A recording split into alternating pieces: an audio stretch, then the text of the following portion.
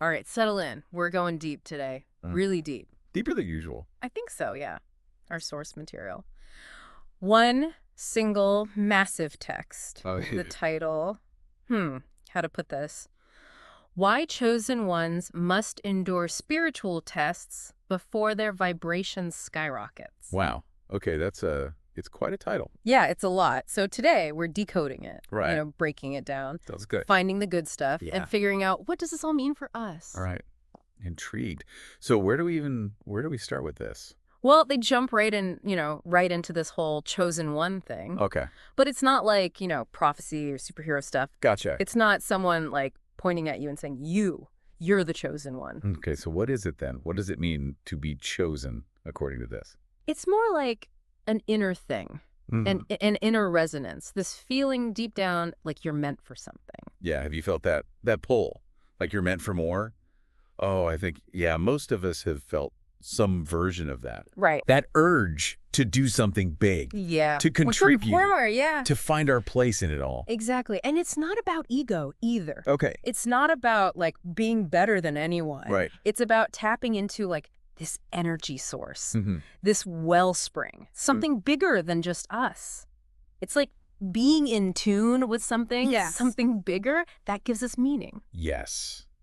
Okay, so we have this chosen one driven by this like inner calling. Right. But here's where it gets like really interesting. Okay. They say to reach your potential, to really, skyrocket your vibration, and we'll unpack that phrase too. Right. But to do that, you got to go through tests. Tests, like exams. What kind of tests? Spiritual tests. Oh, that sounds intense, like cosmic exams. Not exactly. And this is where I think they offer a really good new perspective. These tests, they're not punishments. Okay. They're chances to grow. So how do these tests like show up in our lives? What are they? Well, they have this analogy, like you can't build a skyscraper on shaky ground. Okay. Yeah. These tests, the tough stuff, the setbacks, it's like solidifying the ground, making us stronger so we can handle the, higher vibes when we get there. Oh, I like that. Right. So it's like preparation. Yes. It's getting us ready for something bigger. Exactly. But how do we actually, how do we build that foundation through these tests? They say these challenges, it's like they're mirrors, Mirrors, sir. reflecting back the parts of us that need healing or like deeper understanding. They make us face our weaknesses, fears, the things that hold us back. So it's not just pushing through. Yeah. It's learning from. Yes. It's self-discovery. It's growth. Yeah. Exactly. It's using those tough times to actually transform, to become more resilient, more compassionate, more aligned with like why we're here. That makes sense. And that brings us to, what was it? Surrender. Yeah. Surrender. This is where it gets really, really interesting. Okay, surrender. How does that fit in with, facing challenges, becoming stronger? That's where they get deep. They talk about the ego wanting control and the soul wanting to grow. Ooh, that's a good distinction. Right. Like our ego, it's scared. Yeah. It clings to what it knows. Yes. Avoids discomfort. Tries to stay safe. Exactly. And they argue that clinging, that need to control, it actually blocks our growth. It stops us from evolving. Right. Real growth means stepping outside comfort zones. Right. Embracing the unknown, surrendering to the flow, even when it's scary. I think surrender is often misunderstood. Yeah. It's not giving up. It's more like letting go of control. Yes. And they're very clear. Surrender is not weakness. Right. It's about like aligning with something bigger, letting the struggle go. That's powerful. But how do we do that? How do we surrender, practically? That is the question. And it leads us to like the next stage, transformation. Yeah. But before we jump in, I want to ask you, listening right now. Okay. When you hear surrender, what comes up? What are you holding on to that might be blocking your growth, your own transformation? Yeah, it really makes you think, doesn't it? What are we holding on to? What's in the way? Right. Because it's about like becoming the best version of ourselves, right? Right. And the text says this transformation, it's almost like alchemy. Alchemy.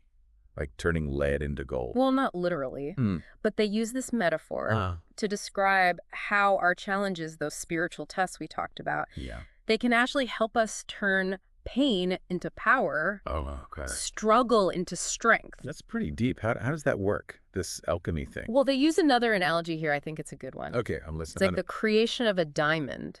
Ooh, a diamond. Okay, I like where this is going. Right. Think about it. A diamond, it starts out as carbon, nothing special, really.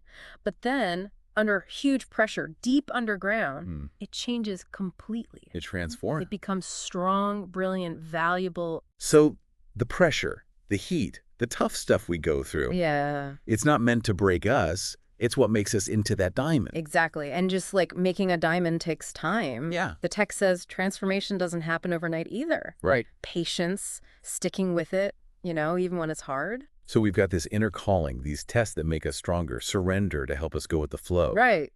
But what about our own effort, our inner work? What does that have to do with it? That's huge. They're very clear. Raising your vibration, fulfilling your purpose. It's not just positive vibes or like rituals. It takes real inner work. Inner work meaning what exactly? Facing our shadows. Oh, that sounds scary. Right. Yeah. The stuff we hide, even from ourselves. What do you mean? They want us to ask, what are we avoiding? What are we scared to face? What needs healing before we can really step into our power? So it's like acknowledging the bad stuff, Yeah. the things we don't like about ourselves that hold us back. Exactly. And here's where they get into energy, which I know can be a bit out there for some folks. Yeah. But they explain it in a way that kind of makes sense. Okay, how so? They talk about heavy energies we carry. Heavy energies. Like fear, guilt, resentment, that stuff. And that weighs us down, right? Exactly. It blocks us from moving forward, from raising our vibration. And so this inner work, facing the shadows, healing. Like clearing out that heavy energy. Making space for lighter stuff. Yes. More expansive energy. So it's deeper than just thinking positive. Way deeper. It's getting to the root of the negativity. Changing our energy from like dense to light. Yes. And here's where it gets really interesting. They say, as we do this. As we do the inner work. As we raise our vibration, we're naturally drawn to service. Service. Yeah. Helping others. Exactly. They say true spiritual growth. Yeah. It's not just personal. It's about using that growth to like contribute to something bigger. Yes. And they really highlight this idea, the more we give, the more we get back. It's not about depleting ourselves then. No. It's creating a cycle. Of abundance. By giving, by uplifting others, we actually gain energy, abundance in our own lives too. I like that. It's like a new take on self-care. Right. It's not just bubble baths and treats. It's about using our gifts to make a difference. It's recognizing we're all connected, that what we do has a ripple effect, that helping others actually helps ourselves too. Exactly. So as we wrap up this part of our deep dive, Yeah. I want to leave you with a question the text asks. Oh, a good one. I think so. It gets to the heart of this whole thing. Okay, hit me with it. How can you be of service? That's a good one to sit with. Right. What gifts do you have that you can use to help others, to make your corner of the world a little better? It really makes you think, how can I help? It reminds us this whole journey, it's not just about our own enlightenment, it's about making the world better. It is. And it ties back to that chosen one idea. Oh, right. They seem to say we can all be chosen. Not like destiny, but by choosing to step up, to live our purpose. I like that. It's not waiting for something to happen to us. Right. It's taking charge. It's recognizing we have the power. To choose our path, our purpose, to make a difference. Yeah. And when we do that, we become more than just, individuals on a self-improvement kick. Right. We're part of something bigger. Like a collective thing. Yeah. Like a movement towards a world where more people are shining their light. That's beautiful. Contributing their gifts. Yeah. So we've covered a lot these tests as chances to grow, surrender, turning challenges into strength, inner work, service. It's a lot, but it all fits together somehow. It does, doesn't it? Like threads weaving into this tapestry of meaning. Ooh, I like that. And it's not a finished tapestry either. Right. It keeps going. It's always changing as we learn, grow, add our own threads to it. So, speaking of changing, the text is clear. This isn't a one-and-done thing. No. They say transformation's a journey, not a destination. No finish line where we're suddenly, perfectly enlightened. So, no instant downloads then? Well, they do suggest when we align with our purpose, when we surrender, dedicate ourselves to helping others, our vibration naturally goes up. Okay. Like we tap into this current that lifts us up. So it's not about forcing it. No, it's about setting the stage. Creating the right conditions, yeah. Exactly. And trusting the process, even when we can't see where it's going. Trusting the journey, even when it's tough. Yeah. So as we wrap this whole deep dive up, Yeah, what's the big takeaway? What do you want our listeners to walk away with? I hope they feel empowered. Get empowered. To embrace the challenges, Yeah.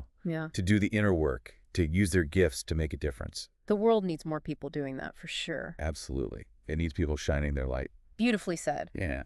And I'll add, don't be afraid to get a little messy along the way. Messy, how so? You know, those tests, those tough times, it's all part of the process. Like polishing a diamond. Exactly. It's what makes it shine. That's a good way to put it. So thanks for joining us on this deep dive. Yeah, thanks for listening. Hope it's given you some food for thought, some inspiration, maybe even a little spark of that, universal energy. Until next time, keep exploring, keep growing, keep shining.